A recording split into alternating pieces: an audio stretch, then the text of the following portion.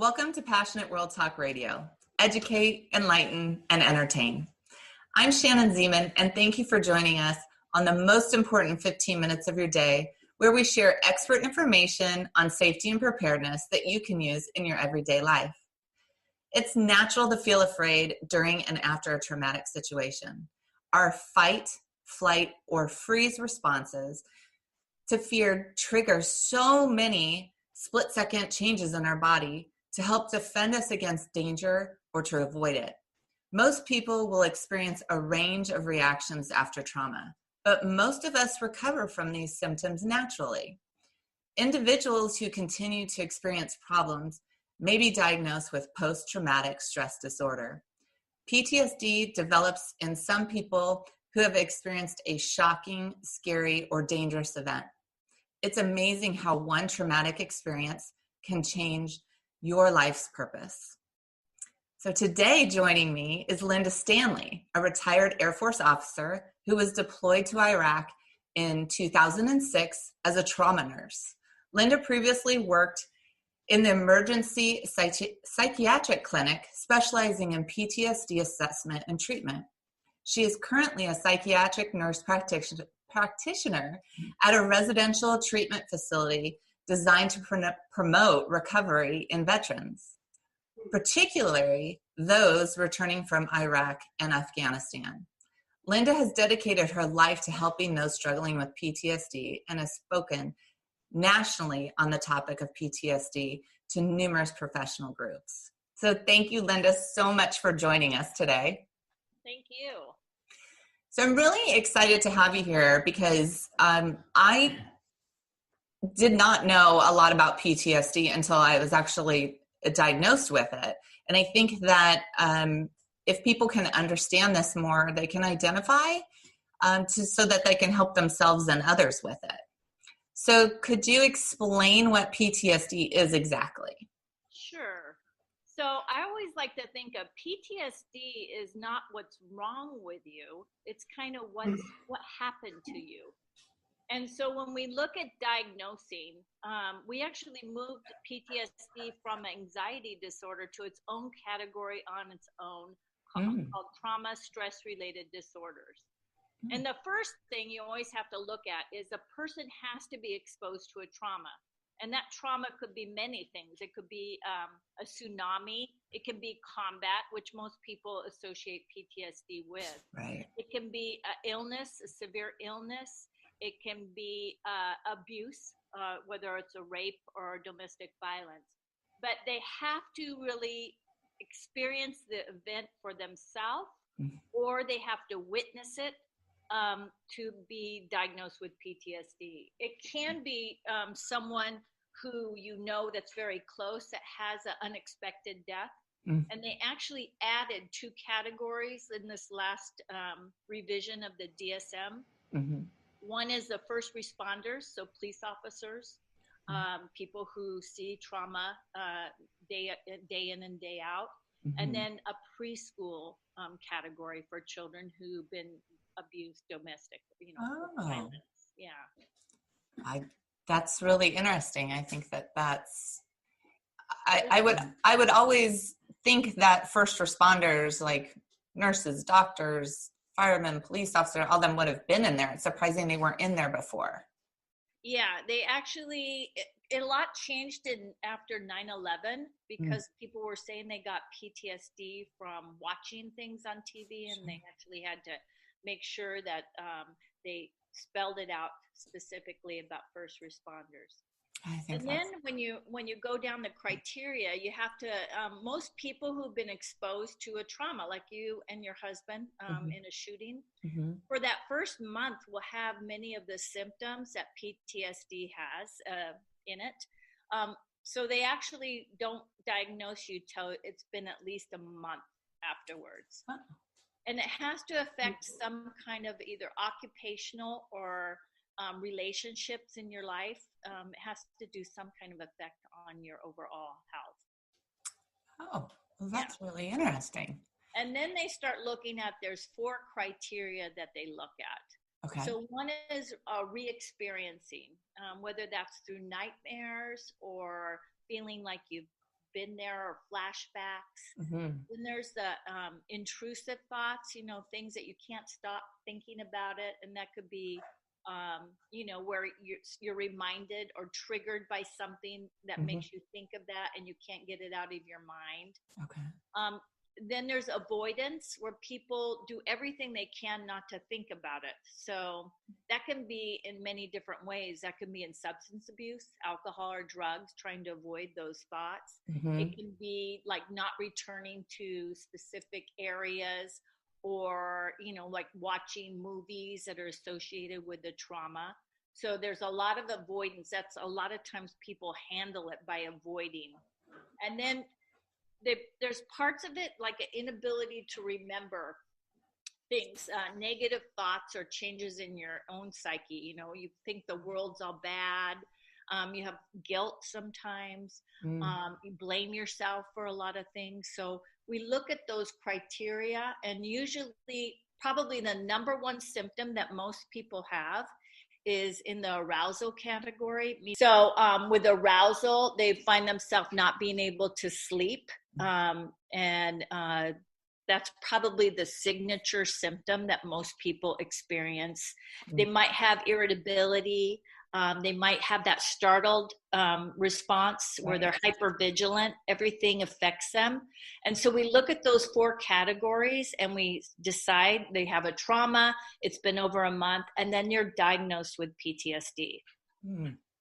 And, it's really interesting how you break those down, because us being at Route 91 and the mass shooting, as you're talking about those, I can identify my friends, because we were all affected differently. And that's what I think is really interesting. There's no cookie cutter, as you're explaining. And a lot of people won't admit, especially I find that in the veteran community or even the police officers, there's a stigma that is associated with PTSD or any kind of mental health issues. And so they avoid and keep avoiding, and the avoidance only perpetuates those PTSD symptoms. Some become workaholics, some become alcoholics, and some become drugs. And they start distancing themselves from a lot of things that they care about. We're human, and humans aren't made to take on trauma like that. And so I think that's great that it's becoming, I don't know, the word is not right, but more okay, right? That it's more accepted. Thank you. That's the word I was looking for. That people realize that trauma is not just a psychological thing, it's a physiological thing that affects your brain when you're exposed to traumas. And it can actually change, how you feel and react and kind of your whole life.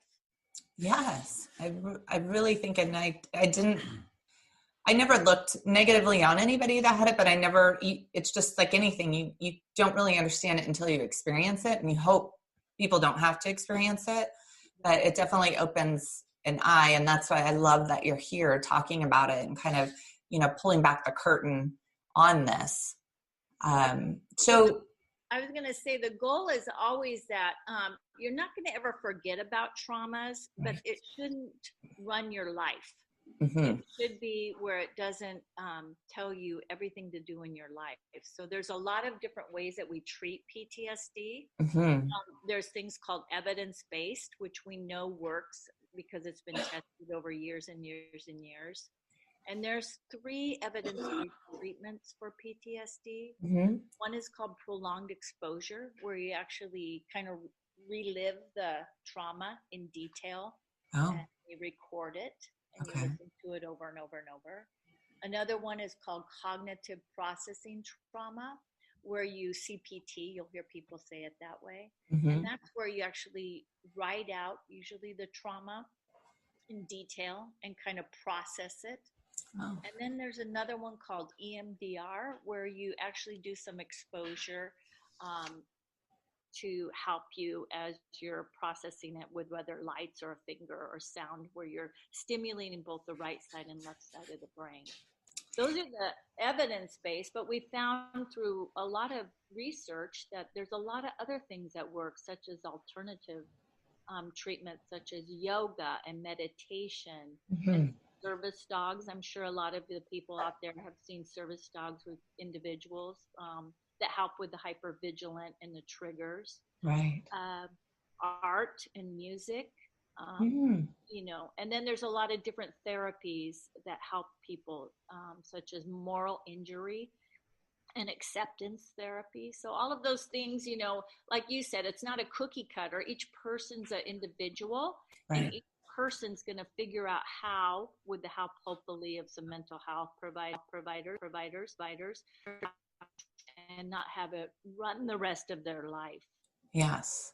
So I think that's really interesting how you're talking about the evidence base and then the alternative treatments, because, we think of especially the alternative treatments more as just self-care, but I believe self-care is part of dealing with, PTSD or anything kind of traumatic or stressful in our lives. And a lot of times we put that on the back burner. So I definitely think healing our minds and our body is all part of it, right? We just can't go to one person to fix it. It's a full body experience.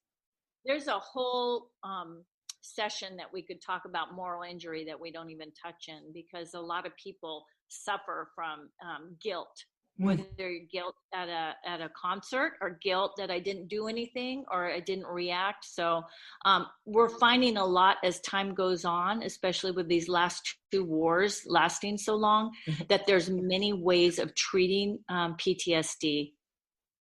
And I think that's so wonderful. And I am so excited that you're going to join us time and time again to talk about all this, because I think we're really going to be able to open eyes for people that have don't have an understanding of PTSD, so then they're more forgiving of people dealing with it, and then hopefully help people possibly realize that they might be struggling with PTSD and how to get that help. So I love that. And Linda, is there any specific takeaway as we close today's podcast that you would like to share?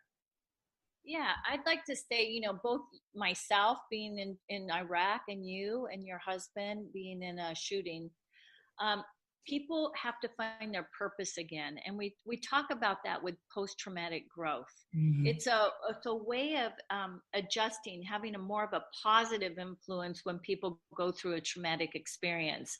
Wow. And that's what we kind of want. We want, there's things that I learned from being in combat, how precious life is and how I don't take it for granted, and things are just things.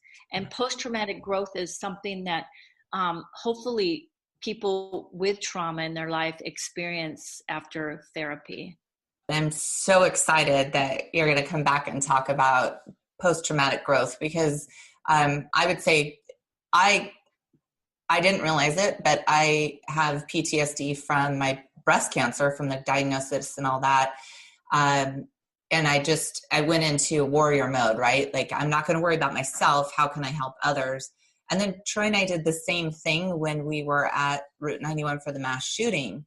Seeking help for yourself, tending to yourself, taking care of yourself is then going to, in essence, give you those tools to help others. So I'm really excited about, we all need to grow in some fashion, but post-traumatic growth, I think, it will be able to affect anybody. So I'm really, really excited about that. And thank you so much for being here. I enjoyed it. Yes, we have lots to talk about in the future. So I really appreciate what you and your husband are doing as far as bringing to light that trauma can happen and that we can do things with that trauma. Well, thank you. I appreciate that. And that's what we're here for, just trying to educate and help people. So next week, Kelly Sayer is going to be returning to join me, and we're going to be talking about the importance of setting and enforcing boundaries, because I can set my boundaries all the time, but enforcing them is really hard. So Kelly and I are going to discuss that next week. Thank you so much, everybody, for being here and listening to Passionate World Talk Radio. You have just been listening to the most important 15 minutes of your day with me, Shannon Zeman. And you can find and listen to my podcast anywhere you find your podcasts. Remember, with knowledge, you have the power.